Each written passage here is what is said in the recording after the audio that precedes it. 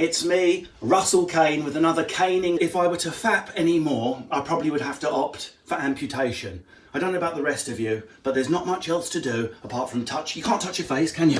Even just talking about the face has brought on an instant anti-backing. There's a thing that's been going on.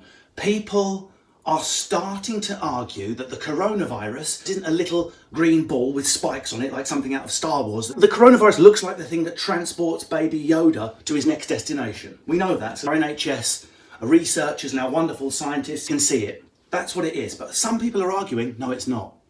The coronavirus is fake, and in fact, ready for it, bellends with no brains? 5G is responsible. That's right. Just, if you look at the map, right, have a look. Where does 5G start from, right? Where did the coronavirus start from? Both in China. Is that a coincidence? Yeah, it is, you fucking bellend. I know it's scary. People have the need to form patterns out of chaos. The new 5G cable, whether you believe in the technology or whether you hate the disruption or you don't like paving slabs or the countryside being torn up, all valid. I promise you, we're not getting the coronavirus from 5G cables, you tinfoil hat wearing, truther, weird conspiracy theorist in your bunker with a tin of beans masturbating into your doll because you've got no friends, weirdo.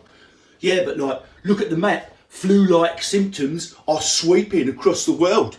Exactly. As they laid a cable. The only cable that's being laid is the shit coming out of your mouth, mate.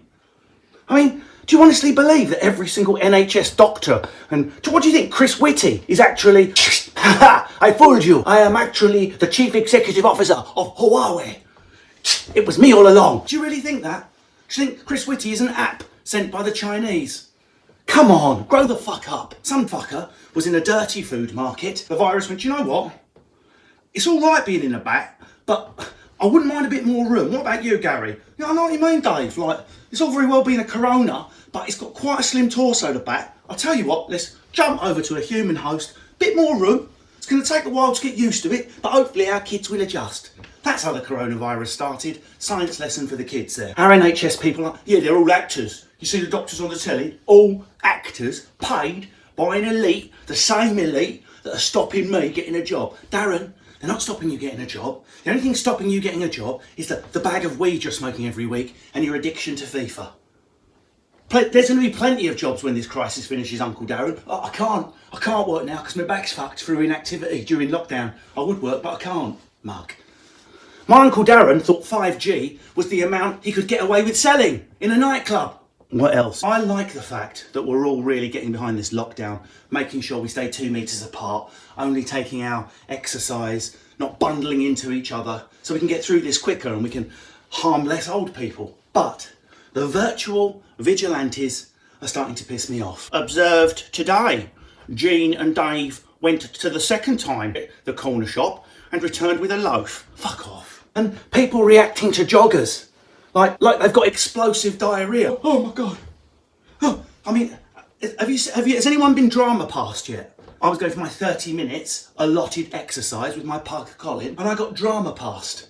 There's plenty of room on the path. The path was about 12 feet wide. Didn't stop an old lady going, drama pass. I step fully to the side. The maximum space, I step to the side and return. She did it to piss me off. I drama passed you, you dirty corona rag. You look like a sopping rag of corona. I drama pass you. Don't drama pass. Joggers aren't the enemy. A jogger. Hide in the bushes, Darren. He's probably jogging off his COVID. Look, I can see he's got a touch of the COVID. Touch of the COVID. What about other workers as well? I mean, I'll tell you what would move me the other night to tears. The NHS clap. I did it on +1. I did it at 9 o'clock. But the NHS applause. Beautiful. Everyone celebrating the nurses. And so we freaking well should. And as a matter of fact, who's got a new appreciation for our nurses? I wonder if that'll stay once this crisis is over. Boris, we need to support the nurses. They are the most important people in society. Oh, the crisis is over, is it? Do you want to pay them a little bit more? No, not really. Now that they've done their job, I was going to implement a policy of fuck right off and go back to how everything was before. If that's quite okay. Shout out to the care workers. My great auntie, 94. Terrifying. Corona is just outside like some menace. Just fucking in there. Come on. My name's Bobby COVID. All I want to do, come in, have a little look around the care home. I won't hurt anyone. I just want to go around the air conditioning vents, check things out. I won't touch the old ladies. We need to celebrate the other workers as well. You know, just because Carol works in Asda doesn't mean she's not a fucking hero. If anything, Carol working in Asda is more of a hero. I'd like to think our nurses are wearing protective equipment. Please let there be enough. Might have a goggle on or a mask and at least be disinfected and have an ability to wash their hands. Carol in Asda has got some bellend going, I've come in for some essential groceries. Sorry, can I have a scratch card? You got a scratch card, love? COVID juice over the screen into Carol's eyes. The other thing that's slightly patronising, anyone who's got someone with a severe disability in their family will know this, is well done to all of you who are dealing with isolation admirably, but just a quick reality check. Lots of people in our country live in isolation anyway. No access to benefits, they're severely disabled, their lives have taken a wrong turn, they're not getting out of the house. They're already freaking isolated. So just be careful you don't slip in to saying, do you know what?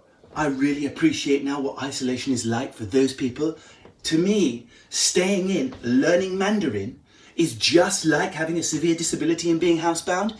I'm just the same as you now. I mean, just the other day, as I was doing my breathing and mindfulness, I realised that I'd suffered just as much as someone who'd been locked in for 20 years. Right, let's play Netflix. Naked Wall, is it? Let's have a comedy legend in the background. There you go, Norman Wisdom. I'm glad everyone's taking their 30-minute daily walk, but here's a request from everyone online. Stop filming it. Stop posting your daily walk. You boring twat. No one cares. No one wants to see the bit of dog shit scraped greenery that's 5 minutes from your house. Oh, nice to be out. Nice to see the birds. Is it, Dave? What are you, fucking Marcel Proust or Charles Dickens? What deep revelations. It's so nice to get my daily fresh air. Just thought I'd do a vlog about my walk. Anyway, I've been Dave. Oh no, someone's punching me. He looks like Nick Grimshaw. Another little tip, guys. Lay off Chris Whitty. I kind of like the fact that Chris Whitty looks nerdy. I like my professors to look nerdy as fuck. I don't want some dashing George Clooney dude as our science and health expert going, the coronavirus was, well, what does it matter? Ladies, DM me, yeah? I don't want that. I want someone like Chris Whitty who looks like he gets a boner when he sees a prime number. Oh, it divides by one in itself. That's who I want. Chris, keep doing what you're doing, whatever you're doing in isolation, probably learning your 847 times table. Save us, Chris. Don't listen to the bellends. Okay, it's just a scientific fact. If you were over 70, you're at a higher mortality risk. I wish it wasn't true. I wish it wasn't. I wish the only person who was at a mortality risk was evil dickheads. I wish Corona knew. But if you're over 70, you're going to need to stay indoors a little bit more. And it's just an observation around my way. I'm not saying it's everywhere. A lot of over 70s walking poodles all together. Please stop hanging out all together over 70s, because the rest of us are in fucking prison running out a fake tan to save your asses. So if you're over 70, maybe give an extra couple of foot and don't come out more often than you need to. Find someone who can help you deliver groceries. One last thing. Stop, I know you mean well, but stop sending inspirational messages to people. They don't want to read. Most of us don't want to read, just remember during lockdown, you are strong, you are beautiful, you are a warrior. You are going to come out of this even stronger than when you went in, more vibrant, more alive, because we all know it's bollocks. I'm going to come out looking like a pepper army with hair on. My pubes are going to look like a Christmas pudding with a coin on top. I'm going to have belly fat.